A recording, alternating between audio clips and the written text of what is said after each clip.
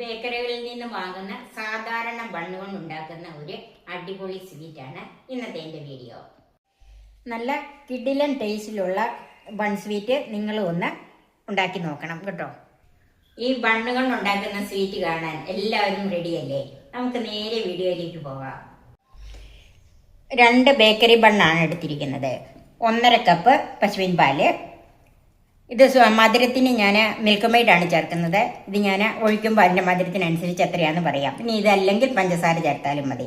കുറച്ച് പിസ്തായും ബദാമും ഇതൊന്ന് ക്രഷ് ചെയ്തെടുക്കണം. ഒത്തിരി അങ്ങ് പൊടിഞ്ഞു പോകണ്ട. 1 ടീസ്പൂൺ ബട്ടർ, 2 ടീസ്പൂൺ കോൺഫ്ലവർ, ഒരു 3-4 തുള്ളി വാനില എസൻസ്. ഇനി അതിന് പകരം ഏലക്കാപ്പൊടി ഇട്ടാലും മതി. നമുക്ക് ആദ്യം ബദാം ഒന്ന് ക്രഷ് ചെയ്യാം.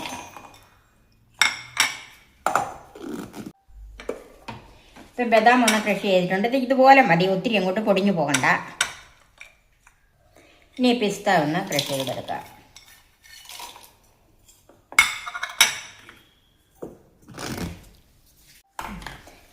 പിസ്തായി ഒന്ന് ക്രഷ് ചെയ്തിട്ടുണ്ട്. അത് ഒരു പാത്രത്തിലേക്ക് മാറ്റി വെക്കാം. ഇനി നമുക്ക് ഈ ബണ്ണൊന്ന് മുറിച്ച് വെക്കാം. ഇങ്ങനെ മുറിക്കുമ്പോൾ വിട്ടു പോകരുത്. ഒരു പകുതിക്ക് താഴെ വരെ ഇങ്ങനെ മുറിക്കാവുള്ളത്.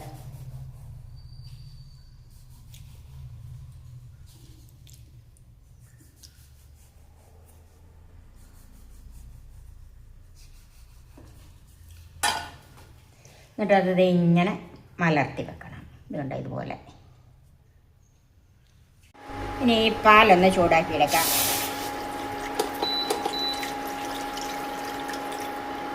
കോൺഫ്ലവർ കലക്കാനായിട്ട് ഞാനൊരു കുറച്ച് പാലൊന്ന് മാറ്റി വെച്ചിട്ടുണ്ട്. പാല് നന്നായിട്ടൊന്ന് ചൂടാകണം.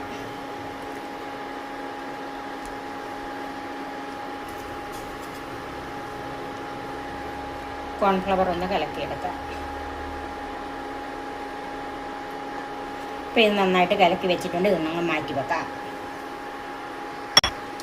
ഇതിലേക്ക് ബട്ടർ ചേർക്കാം.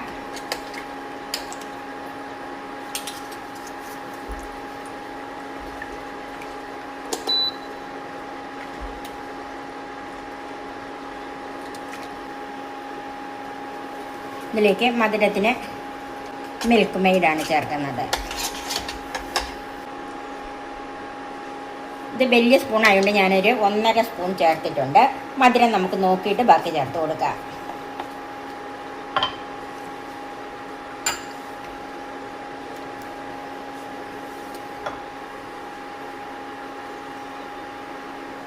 അപ്പം പാല് ചൂടായിട്ടുണ്ട്. കോൺഫ്ലവർ കലക്കിയത് ചേർക്കാം.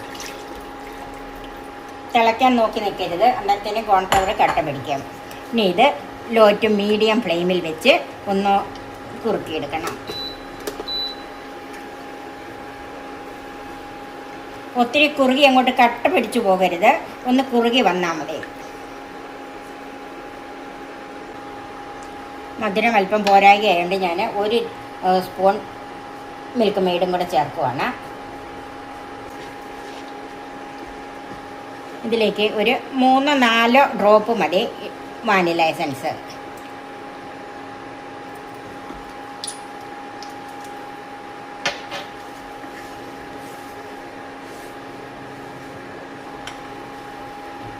ഇതിലേക്ക് കുറച്ച് ബദാം ക്രഷ് ചെയ്തതും പിസ്ത ക്രഷ് ചെയ്തതും കൂടെ ചേർക്കാം.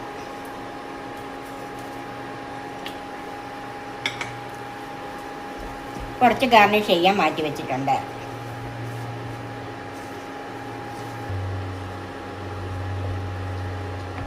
ഇപ്പം ഈ പാല് ആവശ്യത്തിന് കുറുകി വന്നിട്ടുണ്ട്. ഇനി ഇരിക്കും തോറും അല്പം കൂടെ കുറുകി വരും. നമുക്ക് തീ ഓഫ് ചെയ്യാം.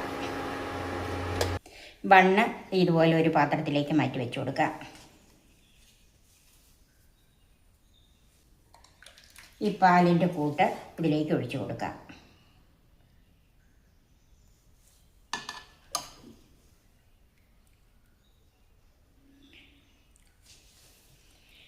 ഈ പാലിൽ കിടന്ന് ഈ ബണ്ണ് നന്നായിട്ട് കുതിർന്ന് മധുരം പിടിച്ച് വരണം.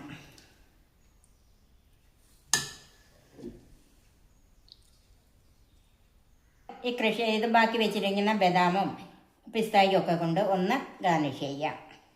ഇനി ഇത് ഒരു 10 മിനിറ്റ് നേരത്തേക്ക് നമുക്ക് മൂടി വെക്കാം. ഇപ്പോൾ ഒരു 10 മിനിറ്റ് മൂടി വെച്ചിരുന്നാണ് നമുക്കിതൊന്ന് നോക്കാം. ഇതാണ് വായിലിട്ടാൽ അലിഞ്ഞു പോകുന്ന ബൺ സ്വീറ്റ്. ഇത് എല്ലാവർക്കും ഇഷ്ടപ്പെടും, പ്രത്യേകിച്ച് കുട്ടികൾക്ക്. നല്ല കിടിലൻ ടേസ്റ്റിലുള്ള ബൺ സ്വീറ്റ് നിങ്ങളും ഒന്ന് ഉണ്ടാക്കി നോക്കണം കേട്ടോ. എൻ്റെ ഈ ചാനൽ സബ്സ്ക്രൈബ് ചെയ്യാനും എൻ്റെ ഫേസ്ബുക്ക് പേജ് ലൈക്ക് ചെയ്യാനും ഷെയർ ചെയ്യാനും കമൻസ് അറിയിക്കാനും മറക്കരുത്. പുതിയ പുതിയ വിഭവങ്ങളുമായി നമുക്ക് വീണ്ടും കാണാം. ഞാൻ സോഫി കുര്യാക്കോസ്.